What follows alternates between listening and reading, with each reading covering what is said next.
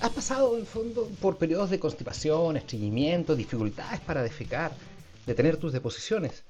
Y la verdad es que has pasado por distintos especialistas y la verdad no te han solucionado muchos problemas. Bueno, quédate, vamos a conversar justamente este tema ahora.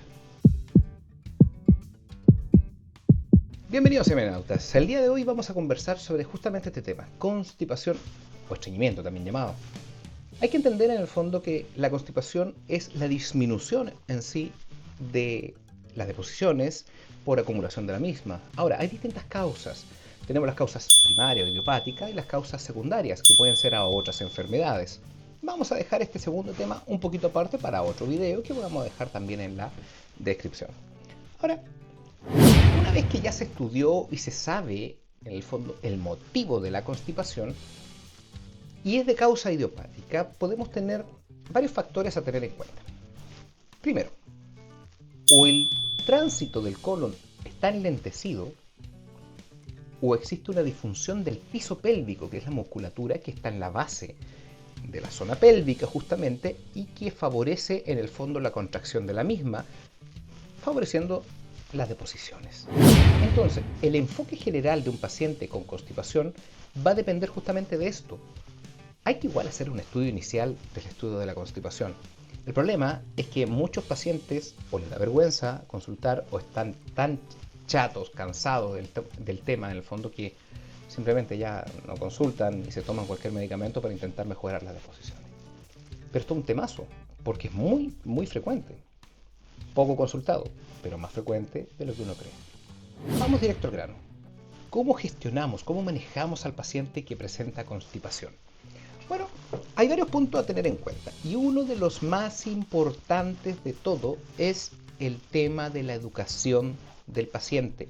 Educación del paciente. Ni siquiera estoy hablando de fármacos, ni siquiera estoy hablando de medicamentos, ni siquiera estoy hablando de algunos otros manejos, ni cirugías, ni biofeedback. No, educación. ¿Por qué?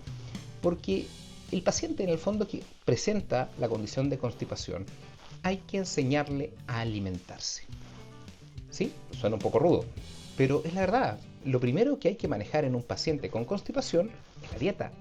Hay que entender en el fondo que el consumo de agua es trascendental y esto debiese estar en un adulto aproximadamente. Hay algunos cálculos que se pueden hacer, pero alrededor de mínimo 2 litros de agua al día. Obviamente ahí están sus condiciones, pacientes renales, pacientes con daño hepático, pacientes con insuficiencia cardíaca, de acuerdo. Pero en promedio o en general, para tener una idea, debiese consumirse alrededor de unos 8 vasos de agua al día. Es que me tomé un tecito, me tomé un café, me tomé una sopa. Sí, también ayuda como líquido, pero no es lo más importante. El consumo de agua en general, en el fondo, debiese ser así. Entonces, primer factor a tener en cuenta. Después, ¿qué comes? Comes todo seco. Comes en el fondo puros proteínas, puras, no sé, verduras, pura. Está bien, uno puede tener distintos tipos de regímenes, de dietas, pero lo importante más que la dieta es un manejo integral, es en el fondo entender que cada comida, que cada alimentación, que cada una de las cosas que uno ingiere tiene nutrientes y esos nutrientes son importantes también, no solamente por los valores, sino que por lo que significa para el cuerpo obtenerlos. Es por ello, en el fondo, que una de las cosas que se recomiendan justamente para poder mejorar el tránsito intestinal es el uso de la fibra. Si logramos manejar en el fondo el líquido y la fibra, ya tenemos grandes puntos ganados. Pero también habría que educar al paciente para que entienda su cuerpo. Eso hay que entenderlo de la siguiente manera. Cuando se ingiere comida, se activan en el cuerpo unos reflejos normales, reflejos en el fondo que hace que también le avise al intestino que aumente la motilidad, el movimiento, lo que predispone a tener las deposiciones, más aún en la mañana. Es por eso, en el fondo, que es una de las cosas que hay que intentar educar a los pacientes, es que intente ir a tener deposiciones durante la mañana y después de las comidas. Ahora, no saco nada del paciente decirle, ¿sabes qué? Quédate media hora sentado en el fondo hasta que tengas deposiciones. No, ese no es el punto. Pero sí hay que empezar a que el paciente logre escuchar su cuerpo. Cuando el alma calla, el cuerpo grita. Y una frase que me encanta. Eso es súper importante. Ahora, me van a preguntar, lo tengo claro, Ya, pero me decís fibra, pero ¿de qué estamos conversando? Bueno, hay distintos tipos de fibra que realmente están estudiadas y la cantidad de gramos que uno debería consumir al día aproximadamente. Y estamos hablando de alrededor de unos 35 gramos de fibra al día. Y esto en distintos tipos de comidas. Incluso si nos ponemos un poquito más específicos, hay algunos tipos de fibra que mejoran la situación, como por ejemplo lo que son las típicas ciruelas, pasas y lo que son el psyllium, que es un tipo de semilla de la India, de plátano, que ayuda a tener también las deposiciones. Si tú me preguntas uno versus otro, el tema de la ciruela es más efectivo y eso se ha demostrado en algunos estudios. Ahora, además de la fibra, también se recomiendan algunos derivados de los azúcares como el sorbitol y la fructosa. Fruta. ¿Cuál estamos conversando? Tenemos la manzana, tenemos la pera, tenemos la cereza, tenemos las pasas, tenemos las nueces también como fruto seco. Entonces, el concepto es no simplemente tomar pastillas, tomar medicamentos para poder solucionar el problema. Oigan, cuando ya se produce un problema crónico es porque ya pasó harto rato del tema donde no se ha visto. Pero con cosas tan sencillas, con un cambio de la alimentación se puede solucionar. En la gran mayoría de los casos, no todos, no todos, estoy de acuerdo. Por eso vamos a seguir conversando de algunos fármacos que te pueden ayudar. Entonces, dentro de los laxantes no es decir, tómate un laxante y chao. No, hay distintos tipos de laxantes. Por ejemplo, primer caso, tenemos los laxantes formadores de masa. Y aquí entra lo que ya estamos conversando, por ejemplo, el psyllium, que es uno de los más frecuentes. Después tenemos otros también como la dextrina de trigo que se puede ocupar también. Ahora, ¿cuál es el problema? Es que esto también hincha al paciente, genera meteorismo, aumento del perímetro abdominal por aumento de gases dentro del intestino. Entonces eso genera mucho disconfort y la gran mayoría de los pacientes termina abandonando el tratamiento con la fibra o estos laxantes formadores de masa. Es por eso que es importante documentar previamente si el paciente tiene también, aparte de un concepto de disfunción de piso pélvico, como habíamos comenzado con el tema de la musculatura, ver si también tiene un tránsito intestinal enlentecido. Porque si tiene un tránsito intestinal enlentecido, le vamos a dar un laxante formadores de masa, le vamos a dar fibra así por doquier, ¡fu! El paciente se te va a hinchar como un sapo y te va a decir, oye, sabes que me duele, no me funcionó el tratamiento, ¡pum! Se abandonó el tratamiento y chao. Entonces comprenderán que no es tan fácil. Tenemos otro grupo de fármacos también que son los surfactantes. La verdad es que no hay tanta evidencia que respalde su uso y el más conocido es el glucosato de sodio. Si incluso lo comparas con la misma semilla de la India que estábamos conversando, esta semilla es más efectiva. Así que en realidad no la recomiendo. Tenemos otro tipo de fármacos que son los agentes osmóticos. Y aquí el caballito de batalla es el polietilenglicol. ¿Qué hace el polietilenglicol? Bueno, justamente lo que hace es que los azúcares, que son poco absorbidos o simplemente no absorbentes, y estos laxantes aumentan la secreción de agua a nivel del intestino, ablandando las heces y generando mejorar las deposiciones. Distinto a lo que estábamos hablando previamente de los otros laxantes formadores de masa. Oiga, pero ¿qué pasa con esto? La lactulosa, que siempre me dicen, ya, de acuerdo. La lactulosa es de otro tipo de fármacos también, que son los disacáridos sintéticos. ¿Qué sucede? Este fármaco, la lactulosa, en el fondo es un azúcar que finalmente no se absorbe y hace que acumule agua a nivel del intestino, que no se absorbe. Y es por eso, en el fondo, que mejora las deposiciones. El problema es que es más lento que el polietilenglicol primero. El efecto realmente se produce en alrededor de las 24 o 48 horas. Y por lo demás, genera mayor también meteorismo, mayor hinchazón en el paciente.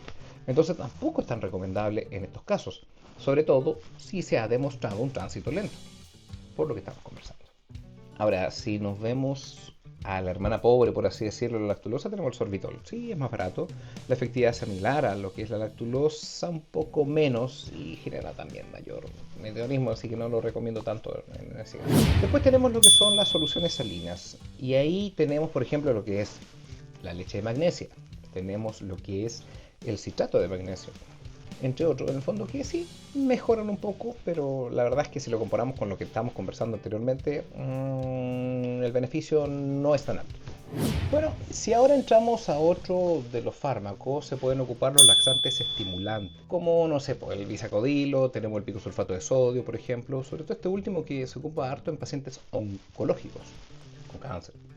Entonces, ¿Cuál es el mecanismo en sí? Es los trastornos hidroelectrolíticos que están a nivel del intestino y aumentan también la motilidad.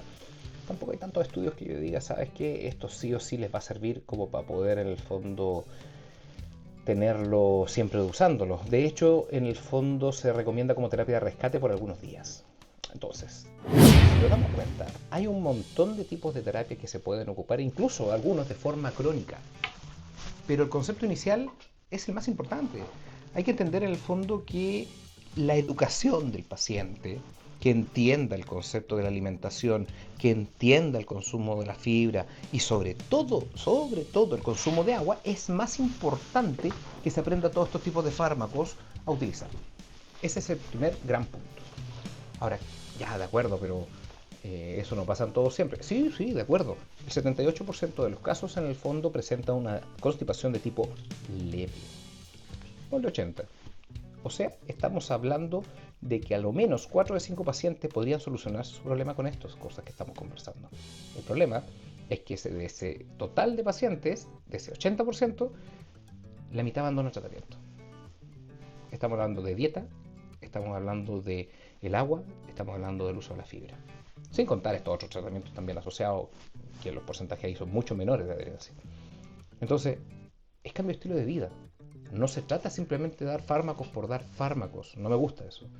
Hay que entender en el fondo que el cuerpo necesita ciertas cosas y hay que entregárselo cuando sea necesario. Ahora si nos vamos ya después a lo que es la constipación severa, bueno, hay también algunas otras terapias que se pueden ocupar. Cuando hay una disfunción de piso pélvico, hay que intentar, en lo posible, enseñar al paciente a tener defecaciones si es que las vías nerviosas, la musculatura, está bien. Hay casos, lamentablemente, con parálisis cerebral y otros que existen, o lesiones medulares que existen, lamentablemente, disfunción de la zona pélvica, que claro, ahí la cosa es totalmente distinta al manejo, pero si el paciente tiene buena inervación, buena su musculatura, y genera algún tipo de disfunción de piso pélvico, hay terapia específica, como por ejemplo el biofeedback, que es una terapia kinésica, donde los kinesiólogos hacen una estimulación de la zona y le enseñan al paciente a utilizar su piso pélvico, la musculatura. De hecho, eso se ocupa harto en los pacientes, siempre cuando en los centros haya también disponibilidad, si ese es el otro tema. Después ya hay casos más severos en el fondo donde se tienen que usar flitenemas o lo que son las prostoclisis.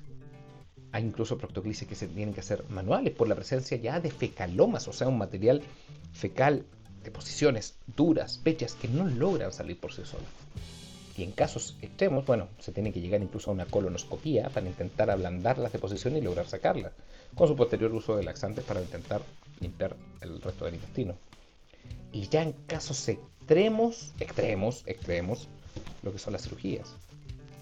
Pero no se queden con ese concepto. El concepto de una constipación, en el fondo, en la gran mayoría de los casos, es leve y se puede solucionar con las cosas simples que hemos conversado. Ahora, si quieres saber más del fecaloma, también te voy a dejar un video en el siguiente enlace. Nos vemos pronto.